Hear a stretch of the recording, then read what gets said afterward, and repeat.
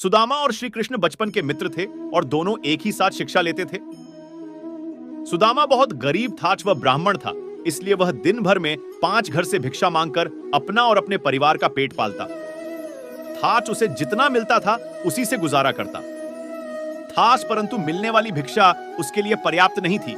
उसका और उसके परिवार का पेट भी उससे करता नहीं था। इसी भिक्षा से अतिथि सत्कार भी हुआ करता था। सुदामा की पत्नी को यह मालूम था कि सुदामा और श्री कृष्ण दोनों मित्र हैं। श्री कृष्ण द्वारका के महाराजा हैं।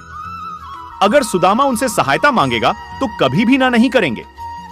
इसलिए सुदामा की पत्नी ने सुदामा को बहुत बार श्री कृष्ण के पास द्वारका जाने के लिए कहा, परंतु सुदामा हर बार मना कर देता था। परंतु बहुत ज्यादा पर्यटन करने के बाद सुदामा मान जाता है और वह द्वारका के लिए निकल जाता है। उस समय उसके पास कोई साधन नहीं था।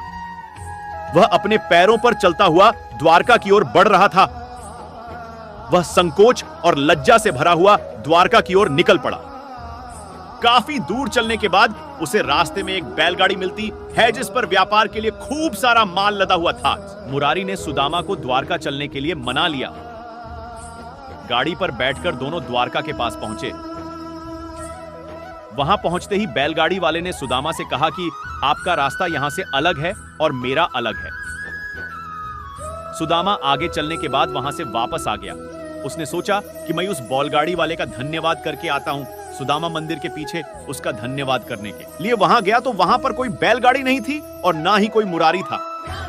उसे कुछ समझ नहीं आ रहा था। वह सोच रहा था कि एक क्षण पहले वह मुरारी से बातचीत कर रहा था, परंतु दूसरे चरण में यहां पर कोई भी नहीं है।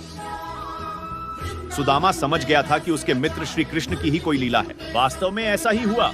जब दोनों की मुलाकात हुई तो वह दोनों मुरारी की घटना पर मुस्कुरा रहे थे।